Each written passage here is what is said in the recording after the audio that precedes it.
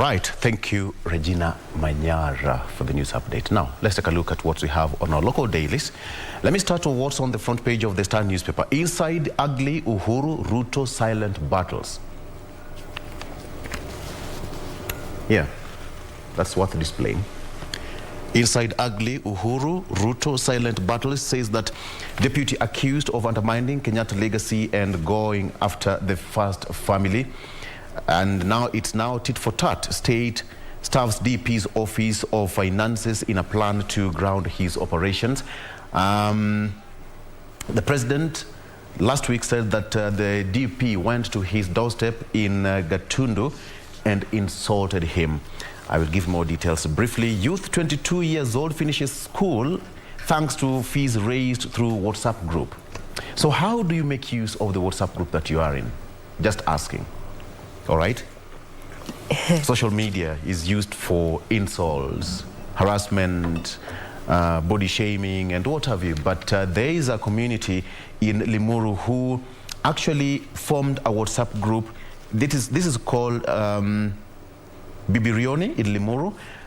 Actually, they marshaled themselves and paid school fees for a young man.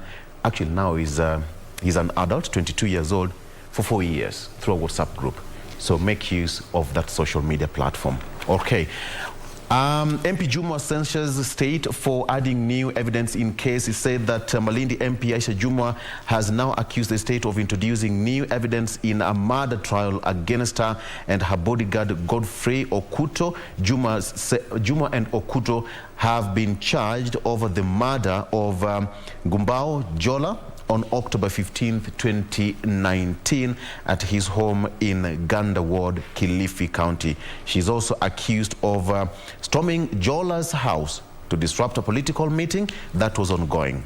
So that is a case that is still active in court. Quickly, Uhuru Ruto war deepens and gets even more personal. Now, this says that there's a lot of behind-the-scenes war between the president and his deputy Ruto, which is now snowballing into a spiteful public combat, which is to be settled on August 9th. And it's also reported that because of this, the DP's office has been deprived of finance. And according to the insiders that this particular newspaper talked to, say that they are now given 2,000 shillings for accommodation. The rest, including food, you have to sort out yourself. Okay. So concerns are also now growing on the overpaying bills on food alone at the Ruto's official current residence, seen as the Hustler campaign nerve center could be ballooning at an alarming rate. So you can take a look at that particular story. It's fleshed out there for you on page 4 and 5. That is it. Kenyatta, DP allies battle over fuel shortage in Senate debate. They said that the particular money which was meant for fuel subsidy was channeled to private entity, and the DP said that this is because of state capture and conflict of interest. A lot in there. Kalonzo pulls fresh twist in Azimio running mate. The Wiper leader hinted that he will be Raila's deputy again. Yesterday when he was speaking, he said that it was the obvious. When he was asked, he said that that's something obvious, that he never wanted to respond to it.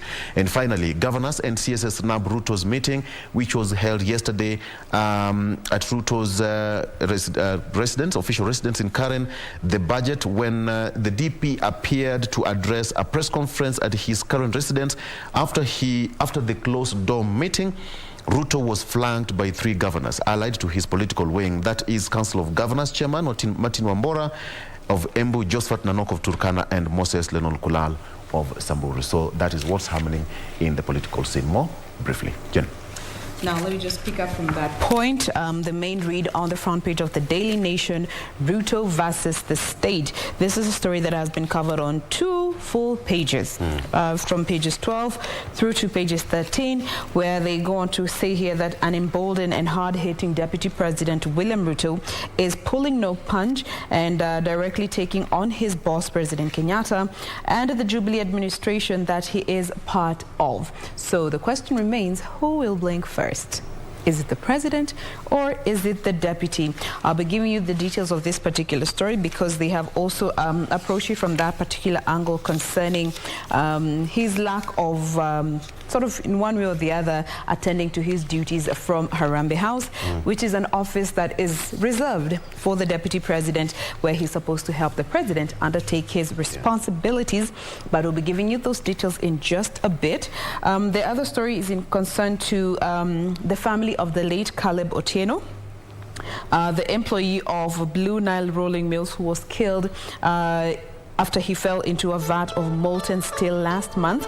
They are now entangled in a bitter row when it comes to the compensation that the family is said to have been offered by the company. According to this particular daily, just very briefly, the father said that he traveled from Kisumu, went to Thika, straight to the company where he met with the HR manager. They were given 100,000 and also told that he would be given a third of his monthly salary. A third of his monthly salary. Hold up. Wait. Whatever is happening in that direction. Yesterday was Victor. Wait a minute. Wezaka kinyolewa fanya ngoa. It is going full circle. Ngojea Dori na Regina mnapatwa. Nyinyi mnaambukizana tuko peke yenu. Haya. A third. Victor effect. Salary. No, salary. My roots are showing. Just continue. Okay. So a third of his monthly salary. There we go. Yeah. So that figure was 21,000. So in essence, he would be getting 7,000 times the 5 years that he was there for every month. I'll be giving you the details of this particular story because the father termed this figure as a ridicule to the family, considering it was the company's lack of safety measures that led to the death of his son. Now, the other story here in regards to the fact that more families are sinking into poverty amid the economic despair. And this is a research that has been done looking at the counties across the country, and Wajir and Mandera are the top two counties with poverty levels at 94% and 92% respectively. I'll be giving you these details in just a bit, but this is a report, a study that was conducted by researchers at the Kenya Institute of Public Policy Research and Analysis. And finally, when it comes to hustles, there are gentlemen in Tana River who hunt for crocodile eggs and sell them as a means of earning a living. 30 years this gentleman has been doing this, and it is a practice that is reserved for only men and boys in this particular area. Details in just a bit. Doreen. All right, let's begin from on matters education, brother. This is actually what you're waking up to this morning on the PD, whereby teachers will have to do everything possible to ensure they adequately prepare candidates for the national exam. Remember that the 2022 calendar begins from 26th of April, and actually this is the shortest academic year, and so the state cuts this 2022 learning calendar by 4 weeks, and this is why teachers have to adequately prepare the candidates, of course the KCP, KCSE, as well as grade 6 candidates there. And to what is happening in IEBC, there is rift there over how the returning officers were appointed and how they're going to be deployed to various parts of the country, whereby section of commissioners are now feeling sidelined after the chairman and the CEO, that is Hussein Marjan, as well as Wafula Chibukati, appointed. This arose as well as their deputies without necessarily consulting them. So that is what is happening there on matters IEBC. And also Raila's helicopter attack was planned. This is what the Interior Cabinet Secretary said when he appeared at the National Assembly. Yes, still saying that investigations are still ongoing. And you can remember that this 3 parliamentary purposes, that is what he has said. And so he says that the government, the state, needs to clarify that that is not the case, if at all that is not the case. This happened yesterday as they were just trying to see how they could find solution and as it pertains to this crisis, and actually long-term solutions as pertains to matters fuel crisis in this country. Regina. Now, as we're sampling the various dailies, we have our social media platform, and this is on Facebook on our channel, page, KBC Channel 1 TV. And the proverb that they have put there, it's an African proverb, and I find it quite curious. So it reads, a man who drives his father's car is not entitled to speak in a council of men who own bicycles. Why? Hiyo ni ukweli. Atake. Well, a man who drives his father's car is not entitled to speak in a council of men who own bicycles. So inafaa kutranslate you into a mother tongue. Yeah. Huh? Yeah. In other words? African proverb. Now that's an African proverb right there. I get it in simple terms, and this is whatever you inherit is not essentially yours. So please do not look down or begrudge another for the little that they have worked for. It is in very simple terms. Can you imagine the weight it would come with if you actually said it in your mother tongue? No, I don't want to swallow my tongue. But no, yeah. Just looking at each individual's mother tongue. Victor, is it possible to translate it in your mother tongue, in your native language? Yes. Loosely translate to a man who drives, yes, let me paraphrase it. Okay. In his father's car should not do what? He's not entitled to speak in a council of men who own bicycles. Yes. Because one dicho marengo emtokuon mare okonego bedo ni kelo kore kama jodongo nitiere mariembo gi ndikni. In fact, yes. Exactly. I mean, but the way you look at it, in simple terms, you drive in your father's car each and every morning, and we have got wazee in their old rickety bicycles in the village. What will you say? Watakwambia we bwana. You cannot address that meeting. You can't. You cannot address that meeting. Kidogo ni kwe Mwafrika. Kidogo tu. Kidogo tu. Good. Now that was just to jog your memory, you know, just to remind you to act proper. Act proper. Never look down upon a person, no matter how little they have, or what you think is little to them might mean everything to them. So please, don't judge, yes, and don't think you're better than everyone else, right? However, you are good enough to handle your own business. Now we talk matters, what we have on the various dailies. I have a copy of the Standard, and it's all about the budget. And the scribe here has gone with painful budget. Whoa, those are the expectations. Painful budget. President signs a division of revenue bill which outlines how the national and county governments are to share money.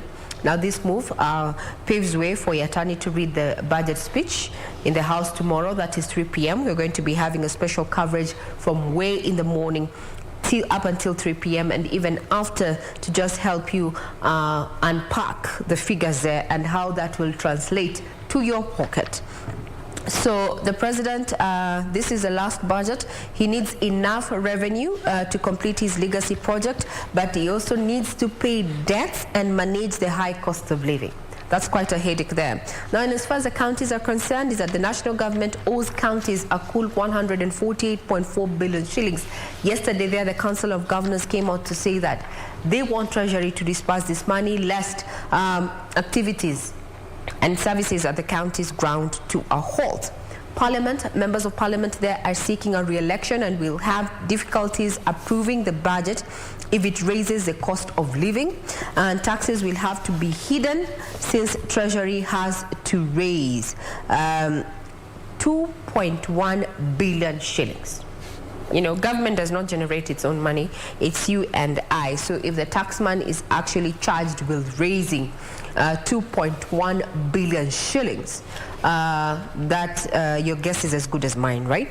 Now, Treasury Ukur Yatani, this is a man I do not envy, come tomorrow, has to strike a delicate balance between raising an extra 300B and ensuring the cost of goods remains manageable in an election year.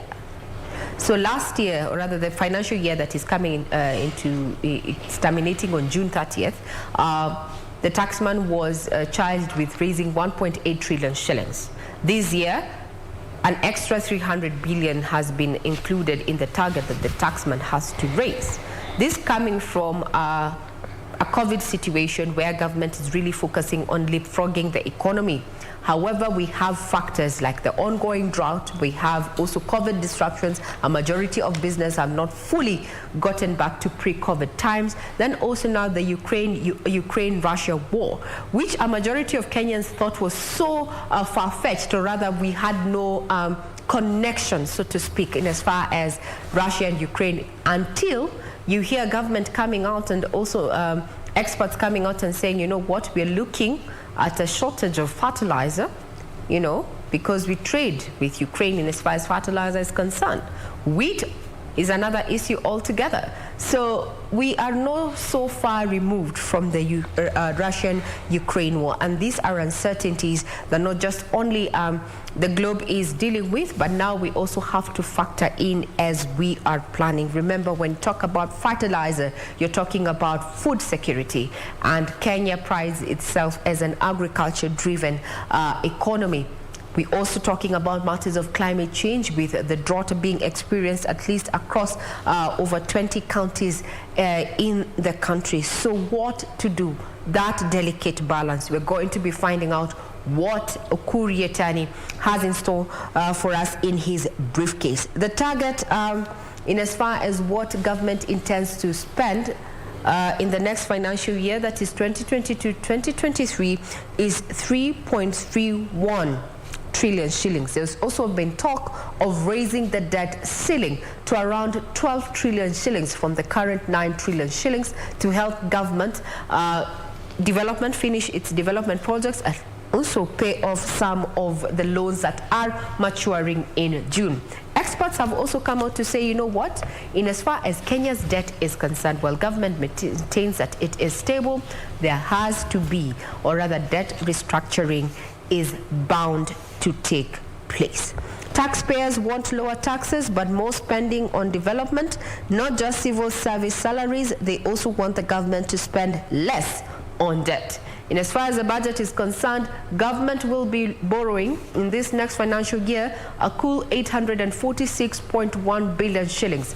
This is, they're going to split it into two. 570 billion shillings is going to be borrowed, I think, locally, while the other is going to be sourced from the international market. Details will be coming up in not too long. That's just a quick summary of what we have on the front page of this particular daily, including now MPs calling for the summons by DCI of Deputy William Ruto over Raila attack. Now, that happened last week. Some of the leaders there include Babu Owino, the MP and his colleagues, that is Babu Owino. They recorded statements, and this we're talking about Junet Mohammed there. They recorded statement yesterday with the DCI, and now they want Deputy President William Ruto grilled by DCI over the same.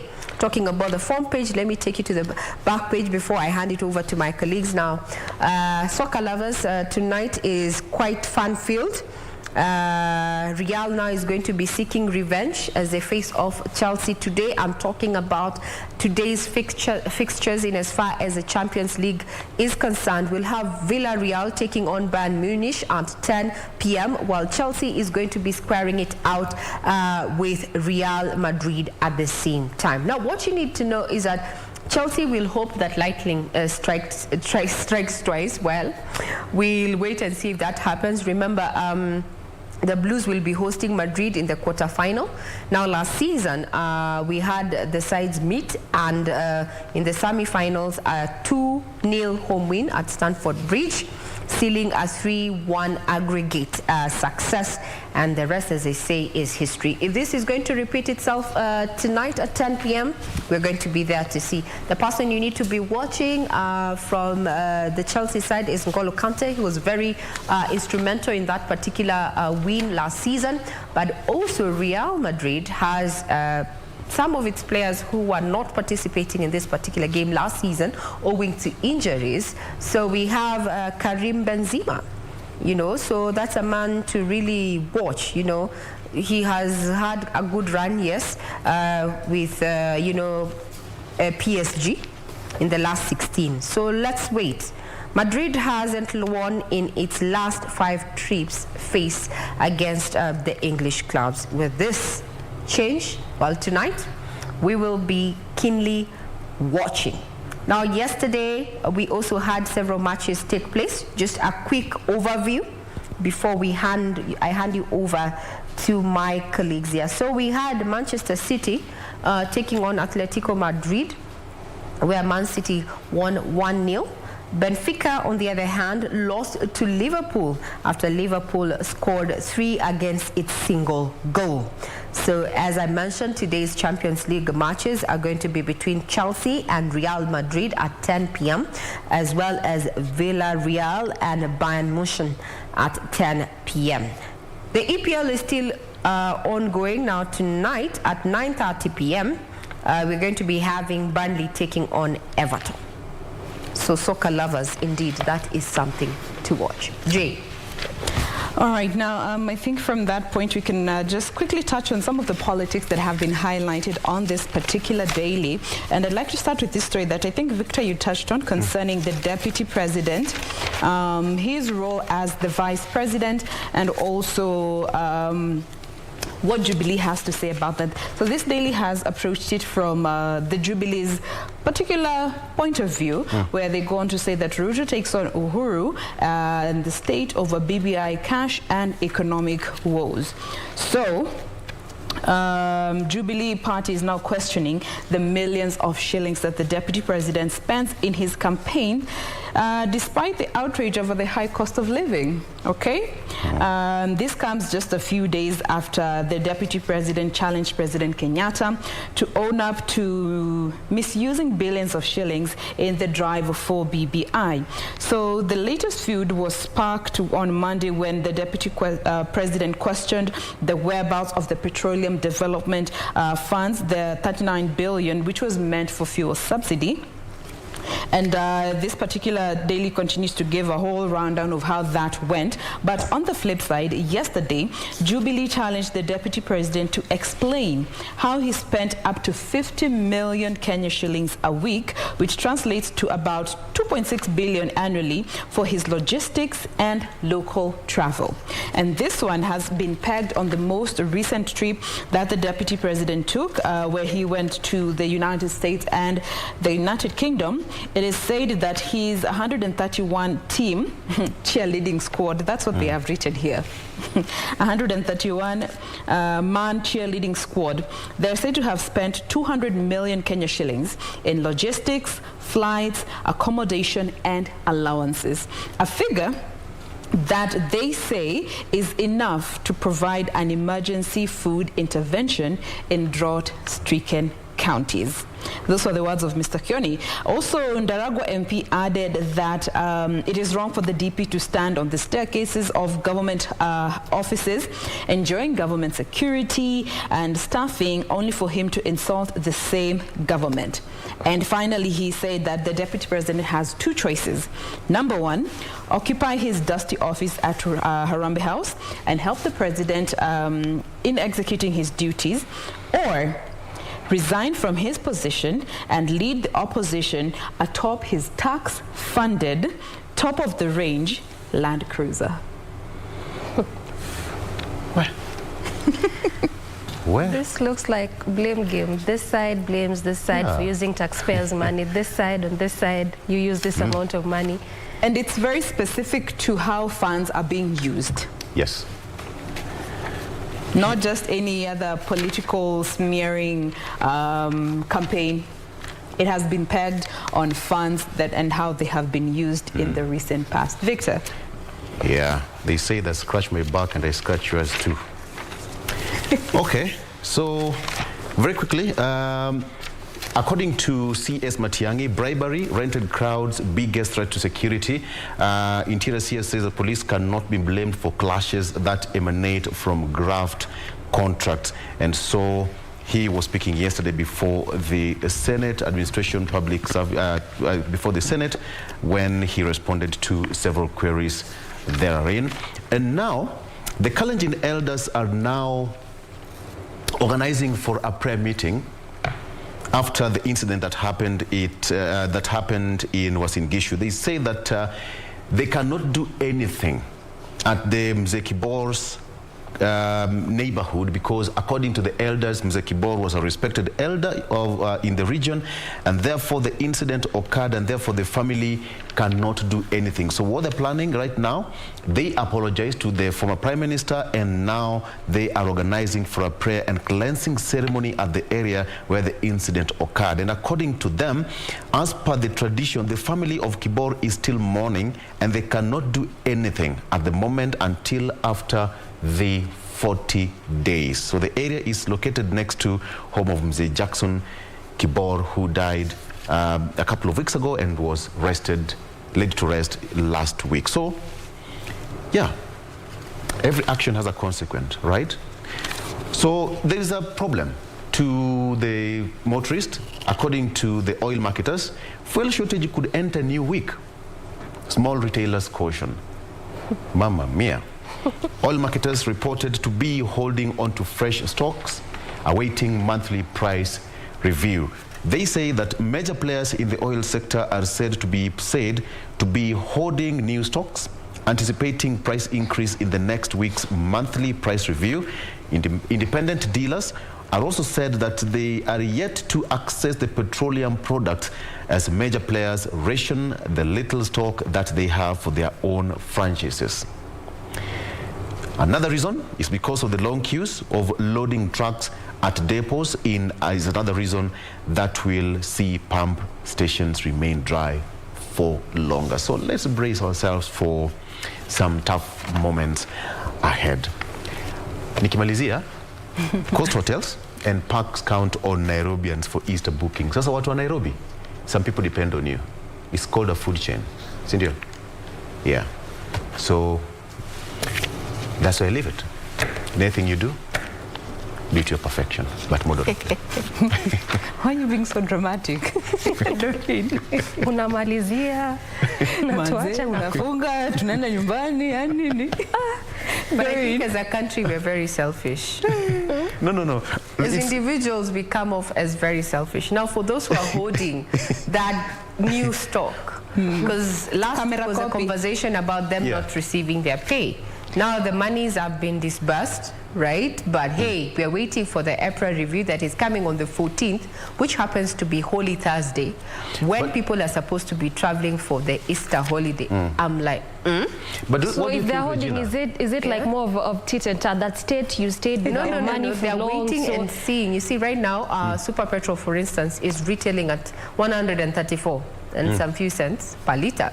So they're hoping that the government is going to increase the cost of fuel so that they do either 5 bob or 7 bob on top. You know, they used to do 15 bob on top. Yeah. Before the use of the subsidy, of the subsidy. But now the way things are, I'm not too sure. But I think it's, just before you jump in, Victor, I think they're doing this because of the experience they have had with the government, because the government told them, oh yeah, don't hike the price of fuel, we will compensate you for the additional coins. Yeah. But how many months has it been? I mean, Jen, even and the saddest part of it all is that the weight will be transferred to who? The common mwananchi. To you and I. But you know, Jane, even as we talk about experience, Jane, much as we know the 34 billion was released to the oil marketers from that supplementary budget, the PS is a record saying that 8.2 is what has been paid so far. So we await for the clearance of that balance. So even as you look at oil marketers sort of hoarding, I mean, this could bring the whole aspect of experience that we have had this before. How sure are we as oil marketers that this is actually going to be paid to us in full? And I mean, these people are just in business. Now, at the end of the day, it's just business for them. It's business at the end of the day. Some years back, we had a subsidy on maize. Yeah? Yes. And the reason why we're no longer under that kind of arrangement. It's because there were delays, there was scarcity. We had to do the yellow maize, you know, because, you know, money was not flowing as it should, or as agreements it was were promised to. Yes. But now when you talk about IOCs, you know, OCMs, oil marketers, yeah, oil marketing companies, have you ever looked at, you know, the costings in as far as fuel is concerned? Before the levy, they used to make at least 12 bob. 12 to 15. 12 to 15. Yes. Per liter. Now, Per liter. Now, 3, 4 bob. 3 to 5 years. It doesn't mean they're not making money. It's just that, just as the CBK came in to regulate, you know, interest rates, the government is trying to regulate, you know, the cost of fuel. While others are arguing that it has to be open market policy. I'm thinking, whoa. Open air market. Yes, that, let's wait and see. So, But what if, what if the review doesn't go upwards? What will they do? I want sasa And do you each think their own. Yes, and do you think the government will reduce the fuel prices, Regina? Where we are? That's a tough one. as it Because stands, Yeah, Lakini because kama bei ya stima ilipunguzwa no, that's. There's But an we were outcry. told to hang on. over a span of 3 months. The Yes. first phase was effected. The second phase, we're told to wait. But then again, you also saw Kenya Power come out to say that for post-paid customers, you will now have to pay more, and especially starting this month, you'll have to pay more, and especially for any forms of connection due to the money that they're receiving, it not being enough, and defaulters. In as much as the government said, we are going to reduce the cost of electricity. Now, Wakaongeza bei kwao. let's look at it this way. I want to be optimistic, so to speak. We all know what happens during the campaign season. Money is with flowing. cost of goods. We have to be wooed. You know, we are wooed. I see where you're going. Yes.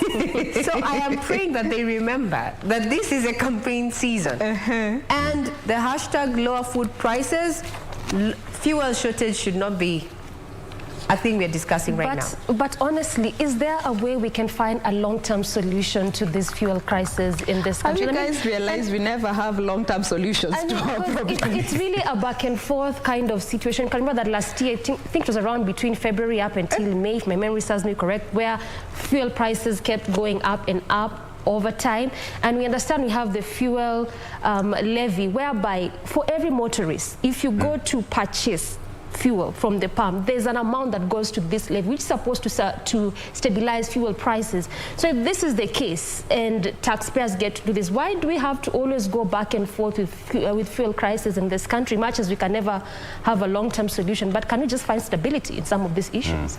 Talking about taxpayers, I'm very worried about VAT. Come tomorrow, I'm worried about VAT. I'm also worried about the pay as you earn.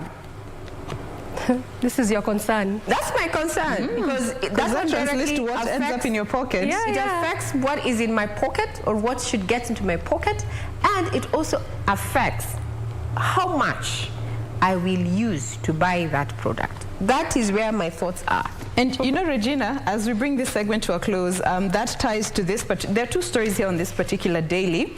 One talking on how almost every household's budget, monthly budget, has been affected due to the high cost of living. And this other one talks about how Kenya's poverty rate, which has surged as the economic woes continue to deepen.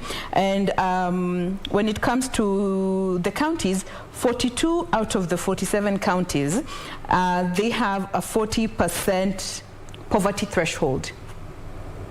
42 out of the 47 counties, and they go on to term this as multi-dimensional poverty, where they're looking at